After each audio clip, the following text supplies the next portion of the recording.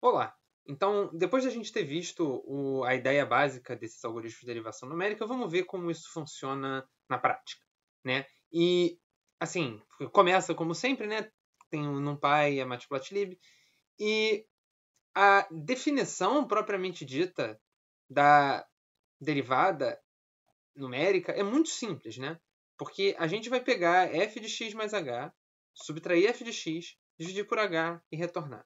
Acabou. A gente vai falar um pouco mais sobre essa função daqui a pouco. Por que essa definição é, por um lado, tão simples e tão boa. Mas, por enquanto, vamos ficar só com o fato que a gente está implementando o que a gente queria. E com essa maravilha do Python, né, que é poder dar um argumento padrão, digamos, razoável, h, 10 a menos 8, enfim, uma precisão talvez boa para alguns números razoáveis. De novo, né, se você passar x igual a 1 trilhão, esse 1e a menos 8 talvez não fique tão bom assim. Mais detalhes disso depois, de novo. Então vamos ver como esse código, né, de derivada funciona. Vamos pegar um polinômio de grau 5, que a gente está habituado, vamos pegar só o polinômio. Está aqui o polinômio, e a gente pode calcular a derivada desse polinômio em x igual a 1. E vocês veem que, né, a derivada em x igual a 1 devia ser 5 mais 1, deu 6, e uns quebrados. Enfim, né, o algoritmo é numérico, ele está fazendo uma aproximação. Tá aí. Tem um erro, certo? A gente já esperava que não fosse a derivada certa, afinal de contas, a gente não está calculando a derivada, a gente está só aproximando a derivada. E está uma boa aproximação. Para a gente ver quão boa está a aproximação, vamos definir a derivada, né, analítica, e fazer o gráfico das duas. A analítica e a numérica. E aqui está o gráfico da analítica e a numérica, uma está em cima da outra. Por isso que você não está vendo a azul. A laranja, né, que é a derivada analítica, está exatamente em cima. Bom, né? Quer dizer que não está muito errado, né? Está errado, a gente sabe que está errado, mas não está muito errado. Para a gente ver quão errado está, seria bom calcular o erro, né? Não só mostrar o valor de cada uma, mas o erro delas. E aqui eu vou simplesmente calcular a diferença entre elas. Né? Então, por mais que o título aqui seja um erro absoluto, é só para dizer que ele não é relativo, né? Não tem o valor absoluto, né, da diferença, é só a diferença mesmo. E aqui, né, tá bom, o erro está na casa de 10 a menos 7, repare esse 1 é a menos 7 aqui no cantinho. Então, e aqui tem, né, de menos 0,5 a 2,5, então é menos 0,5 vezes 10 a menos 7. Então a gente está com um erro bastante pequeno. Você pode achar que é bom ou não, a gente pediu um erro de 10 a menos 8, enfim, a gente pediu um passo de 10 a menos 8. Se isso vai dar o erro ou não, né, depende de outras coisas. A gente vai ver mais à frente, né, na próxima parte teórica. Bom, feliz, né? Acho que tá bom. Então vamos fazer uma coisa mais simples ainda do que derivar um polinômio, vamos derivar o cosseno. Quer dizer, sei lá, né? Vocês podem escolher. Mas é que o cosseno já tem todas as coisas prontas, né? O seno, o cosseno, as derivadas estão todas aí mais ou menos implementadas. Então, vamos derivar o cosseno em 1, que a gente não precisa nem definir a função, a gente só pede para derivar. Dá menos 0,8414, sei lá o quê. Se você calcular menos seno de 1, que é a derivada do cosseno, dá menos 0,841470. Parece bem bom, certo? Não está igual, certo? É só ver aqui, esse termina em 777. Esse aqui. Então, não está igual, de maneira nenhuma, mas, de novo, tá bom. Então, novamente, né, fazer o gráfico, a derivada do cosseno é o seno, na verdade é o menos seno, vocês estão vendo o gráfico do menos seno de novo, né, na analítica numérica, está tudo funcionando muito bem. Novamente o erro aqui está um pouco menor, né, porque está em 10 a menos 8, de novo tem erro, mas de novo está bem ok. E vamos fazer uma coisa um pouquinho mais assim, instigante.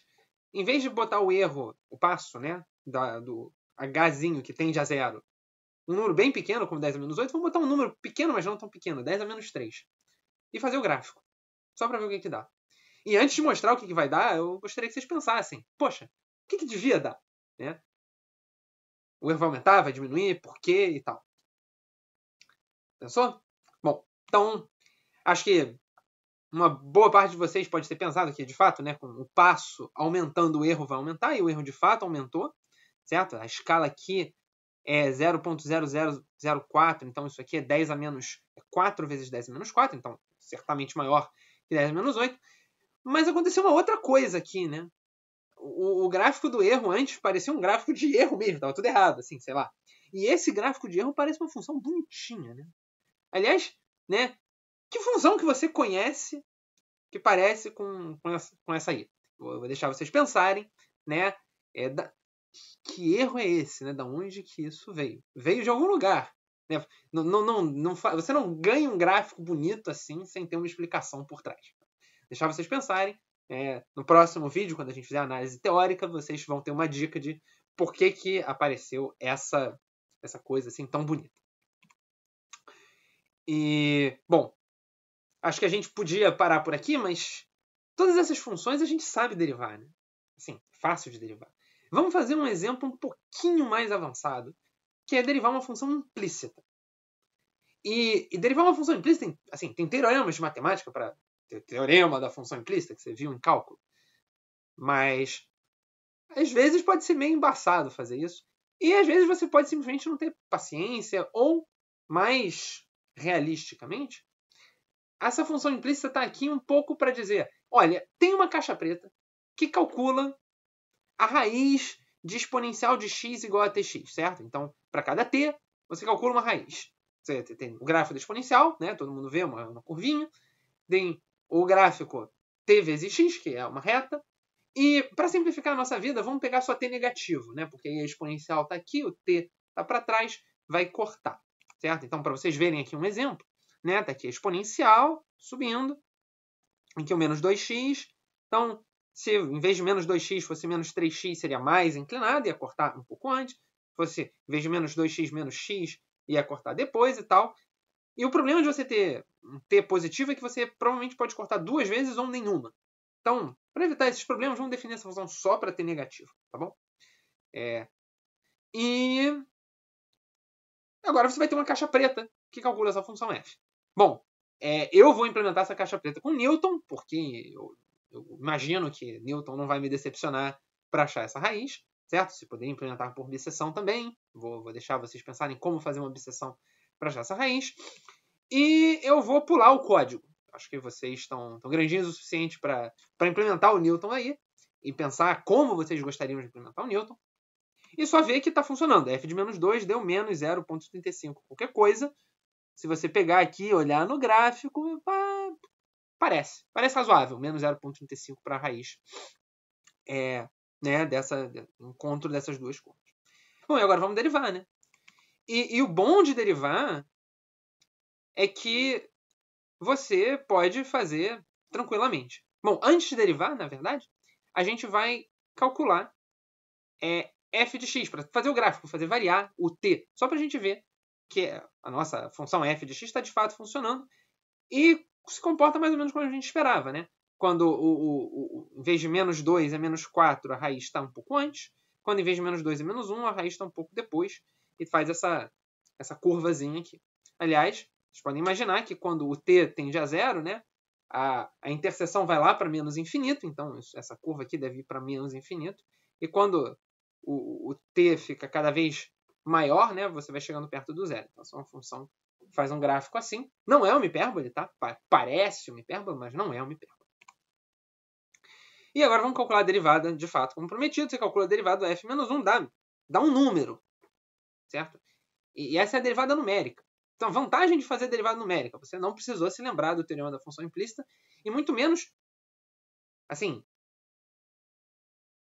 fazer teorema da função implícita é muito legal, mas nem sempre é tão óbvio usar o teorema da função implícita. Aqui você tem uma aproximação da derivada. Você tem certeza que esse número está errado.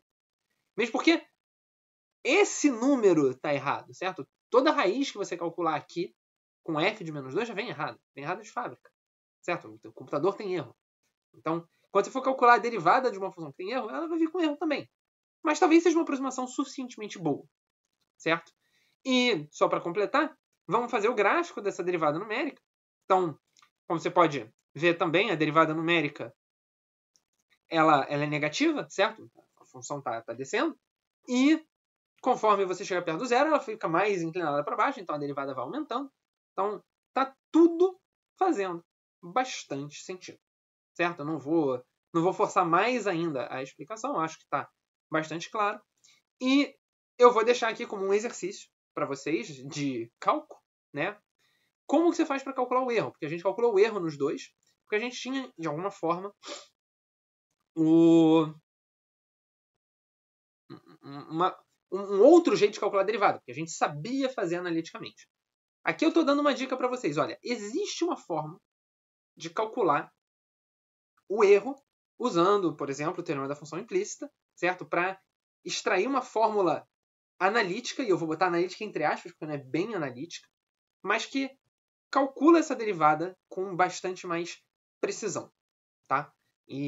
Então vou deixar vocês pensarem sobre isso e a gente se vê no próximo vídeo para justamente não calcular o erro, mas analisar o erro. Ou seja, pensar em função de h qual vai ser o erro de aproximação que vai aparecer. Claro que é em função de h, em função de x, em função de f, um monte de coisa, mas a gente vai estar preocupado com o h. Se você aumenta o h ou se você diminui o h, como que você se aproxima da resposta certa. Bom?